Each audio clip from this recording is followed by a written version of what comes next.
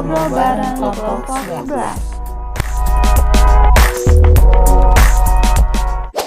Hai, apa kabar? Wah, senang sekali hari ini kita bisa menyapa kamu di podcast pertama Ngobras. Kenalin, aku Ikvina Dinila dengan NIM 711201136 selaku host podcast Ngobras.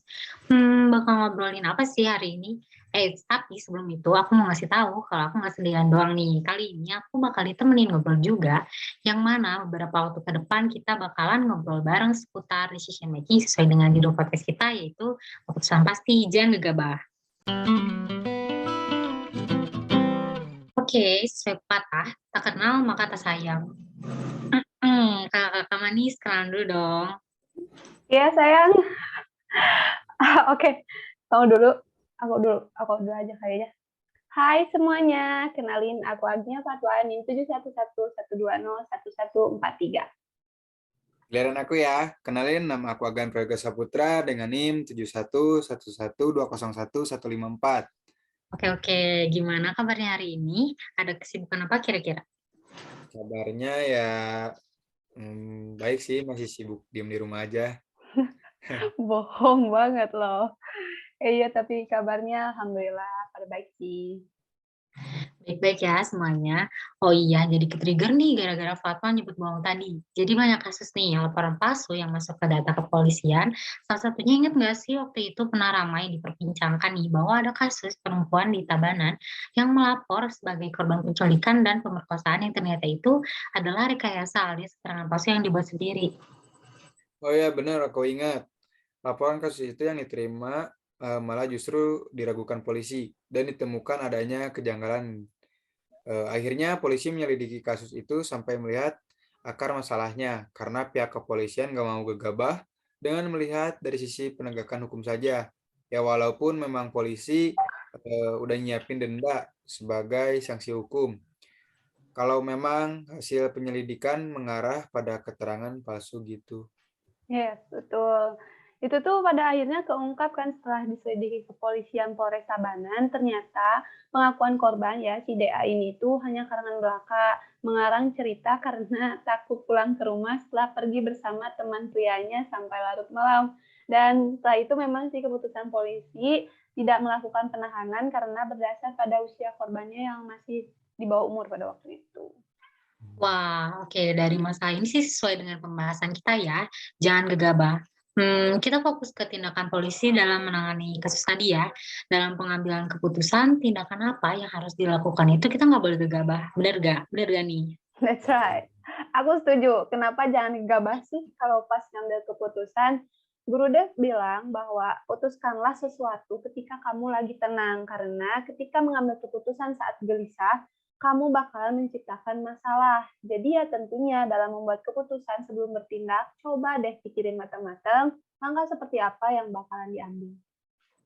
Ya nih, jadi tentunya bagaimana cara pola pikir kita juga menjadi penentu juga dalam membuat keputusan ya. Betul, betul banget itu. Cara kita berpikir, pengetahuan kita yang kita ketahui dengan kemampuan kognitif, yang mana bagi setiap orang kemampuan kognitif itu berbeda-beda ya. Saat kita dihadapkan dengan masalah, tentu kita berusaha untuk mencoba menyelesaikannya.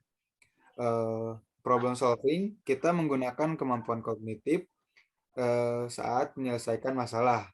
Setelah menemukan solusi, kita pasti akan membuat keputusan terhadap solusi tersebut. Kayak langkah apa yang bakal diambil selanjutnya, solusi mana yang dipilih, dan lain-lain. Iya, benar. Jadi decision making atau pengambilan keputusan yaitu menilai dan memilih dari beberapa alternatif pilihan yang merupakan salah satu hal yang berkaitan dengan berpikir yang mana seringkali dipengaruhi oleh faktor emosi. Jadi decision making ini saling berkaitan antara problem solving dan penahanan deduktif karena ketiganya ada dalam satu tema berpikir. Wah, emang benar ya. Berarti membuat keputusan tuh harus ditetapkan secara pasti, dipikirkan secara matang, dan jangan gegabah. Bener loh, nanti saat ngambil kesimpulan bakal berabe juga tuh pembuatan keputusannya. Ya sama-sama kita belajarlah bahwa kita harus memperhatikan dalam pembuatan keputusan itu harus seimbang antara yang berdasarkan pada apa yang dipikirkan, amati atau analisis, dan berdasarkan keputusan rasional yang bersandar pada emosi, insting, keinginan, nilai, atau ego. Jadi tahu gitu penempatannya. Dan iya, itulah kenapa kalau balik lagi ke tindakan polisi itu selain karena kewajiban tugasnya, tetapi memang dalam membuat keputusan prosesnya. Seperti itu agar kenapa nantinya tidak akan ada penyesalan terhadap apa yang sudah diputuskan. Oh iya, jadi ingat suatu kejadian nih, di mana ini tuh berdasar pada pengalaman aku ya. Kalian, pernah dengar cognitive bias nggak sebelumnya? Belum. Belum. Oh, oke deh. Jadi gini, cognitive bias itu kesalahan dalam cara kita berpikir, yang mana cognitive bias ini dapat membuat kita salah dalam mengambil keputusan. Wah, hal ini sering sering loh terjadi di kehidupan kita sehari-hari. Iya, bener tuh. Terus gimana nih lanjutan kejadiannya? Iya, jadi kan saat itu aku tuh dihadapin masalah berkaitan sama pengerjaan paper tugas salah satu mata pelajaran di SMA. Tapi gak hanya aku sendiri, itu tuh tugas kelompok kan. Nah, saat itu kita disuruh nyari sumbernya dulu. Deadline-nya itu 3 hari setelah disampaikan gurunya. Nah, ada satu anggota kelompok dari 5 orang, dia itu keluar-keluar kalau sumbernya itu dia aja yang nyarinya. Soalnya dia sering buat nyari sumber gitu kan. Jadi katanya biar cepat dan lebih valid. Ya udah kan ya, jadi ya kita anggotanya percaya-percaya aja nyerahin itu ke dia dan ya udah santuy aja gitu loh. Karena harus sumbernya dulu didapetin, ya kita otomatis ngasih deadline buat dia ngasih sumbernya yang dia cari itu ke kita H-2. Kan biar kita bisa lanjut pembagian ngerjain. Terus ternyata udah H-1 pengumpulan masih aja belum. Pas ditagih bilangnya, Bilangnya pasti masih nyari karena susah dapetinnya kan? iya bener banget. Klasik banget kan ya alasannya. Iya, dan emang dia tuh gak mau nanya gitu. Thanksin kali, Wak. Dari awal kan udah keluar-keluar sendiri. Iya. Nah, ya udah kita tunggu kan ya. Ini karena tugas kelompok juga, ya bilang aja kalau emang belum nemu gitu, biar ya tugas papernya juga selesai gitu loh. Masalahnya kan udah H-1 pengumpulan banget, sedangkan sumbernya aja belum ada, ya otomatis panik lah semuanya. Akhirnya kita berunding di grup chat buat nyari sumbernya barengan. Tiba-tiba nih ada satu anggota lainnya yang malah bahasa lain, ngechat kayak gini dah kalau bahasa Indonesia. Tuh kan aku bilang juga apa, dibagi-bagi dari awal gak bakalan riweuh kayak gini. Padahal sebelumnya dia diam-diam aja, ngeiyain dan gak bilang apa-apa. Lengkapnya sih ya ini. Tapi ini tuh menyinggung dua masalah sekaligus ya. Dalam decision making ada yang namanya convergence indecision dan hindsight bias. Patwa tadi bilang temen yang pertama kita sebut A, orang itu kalau urusan nyari sumber tuh udahlah bisa diandalkan karena dia tuh sudah sering dan hasilnya mungkin memang bagus. Teman yang kedua kita sebut B, tiba-tiba bilang di grup kayak dia tuh udah tahu bakalan akhirnya pada riuh gitu. Jadi si A sama si B ini masuk ke contoh masalah decision making ya? Ya, overconfidence indecision itu adalah planning flashy. Jadi dalam mengambil keputusan itu kita terlalu percaya diri karena pengalaman sebelumnya yang cenderung berhasil saat membuat pilihan, baik merencanakan berdasarkan waktu tertentu atau hal tertentu yang nyatanya itu meleset. Ya kayak si A ini, dia sering nyari sumber dan apa yang dia dapat berhasil bagus dan valid. Dia yakin dia bisa dapetin sumbernya dengan cepat karena udah sering kayak gitu. Ketika dikasih deadline, dia menyanggupi kan, tapi ya gitu keputusan yang diambil itu meleset kan, karena terlalu percaya diri, aman lah bisa katanya. Jadi nggak mempertimbangkan tema tugasnya apa, sulit enggak, dan lain-lain.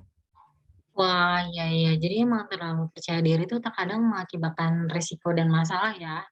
Betul. Dan kedua hindsight bias dicontohkan dengan si B ya. Sebelumnya hindsight bias ini mencerminkan kepercayaan berlebihan bahwa kita dapat memprediksi hasil tertentu. Si B itu adanya kecenderungan melihat peristiwa sebagai hal yang terelakkan. Apa yang dikatakan dengan menunjukkan merasa dia seperti memprediksi bahwa kelompok itu akan mengalami kekacauan dalam mengerjakan tugasnya.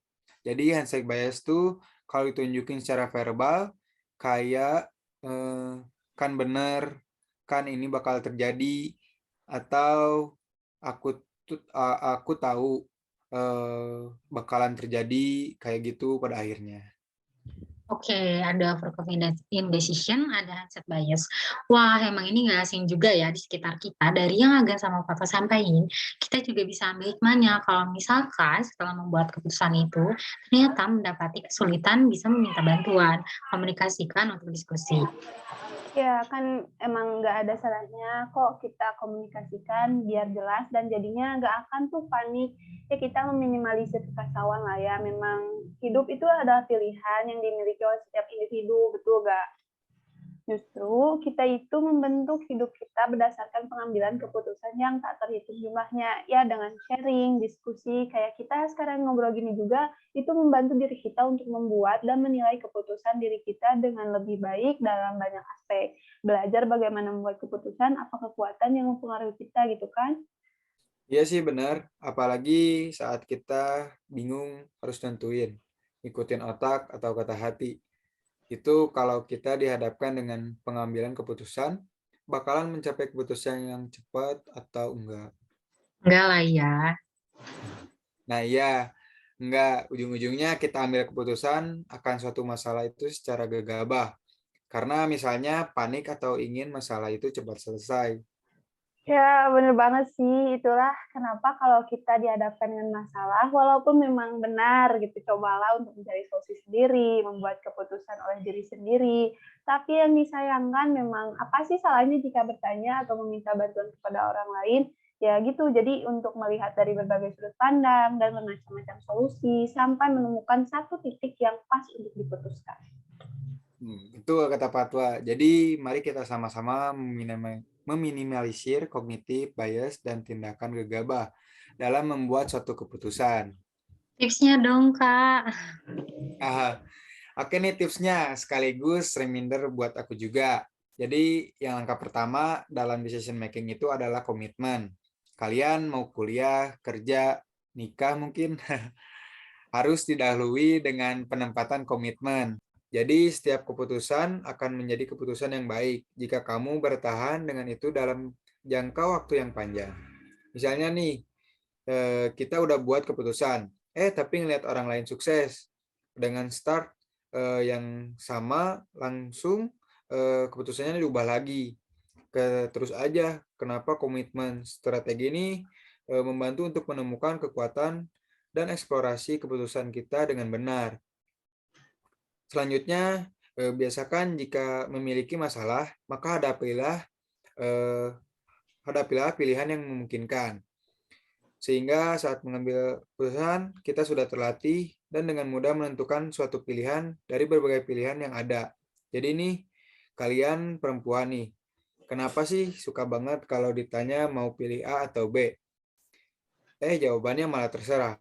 Padahal kan nggak ada tuh di opsi pertanyaannya. Asal mau tahu aja ya, terserah tuh pilihan yang adaptif loh, menyesuaikan. Tergantung konteks pilihan, situasi, dan kondisinya.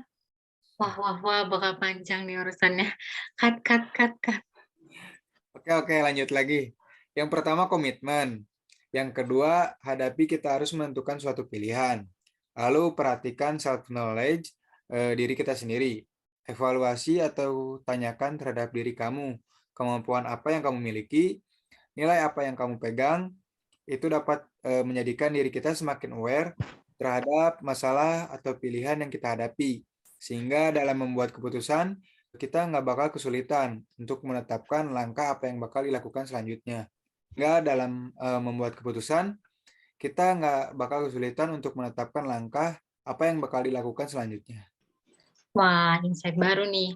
Jadi karena cognitive bias dan tindakan gegabah itu tidak bisa dihindari, dengan ini setidaknya kita bisa meminimalisir ya atau mengurangi hal itu terjadi agar dalam penyelesaian masalah, penerapan deduktif, dan pada akhirnya membuat keputusan tidak memunculkan rasa penyesalan serta menghasilkan dampak yang baik. Betul banget. Aku ada nih quotes dari shares.id untuk aku, kita, dan semuanya. Mengambil keputusan yang besar dan penting itu gak gampang, butuh proses yang lama, muter-muter dan maju mundur. Karena pasti kepikiran, what if. And that's okay, kalau kamu butuh mengambil keputusan yang besar, jangan buru-buru atau impulsif sesuai emosi. Dipikirkan dulu yang matang secara rasional dan pikiran yang jernih. Wow, mind blow. Bener banget sih quotes-nya. Dan ya, udah sampai di akhir obrolan aja nih. Terima kasih buat Fatwa dan juga Agan yang sudah bersedia nemenin aku ngobrol bareng pada pembahasan kali ini. Keputusan pasti jangan gegabah. Terima kasih juga Istina. Terima kasih juga, sama-sama kita sambil belajar. Ya, kita jadi banyak belajar mengenai hal seputar decision making, dimulai dari definisi, jenis, contoh dari pengalaman juga ya. Dan terakhir, tips agar membuat keputusan dengan baik. Betul nggak? Betul. Betul. And that's all we have for it today. Seru juga kan ya? Kalau kamu ingin belajar tentang pembahasan lainnya, bisa cek di akun YouTube kami ya. Jangan lupa subscribe ya. Sampai bertemu di episode Ngobras podcast selanjutnya. So have a great day and keep learning. Bye-bye. Bye-bye.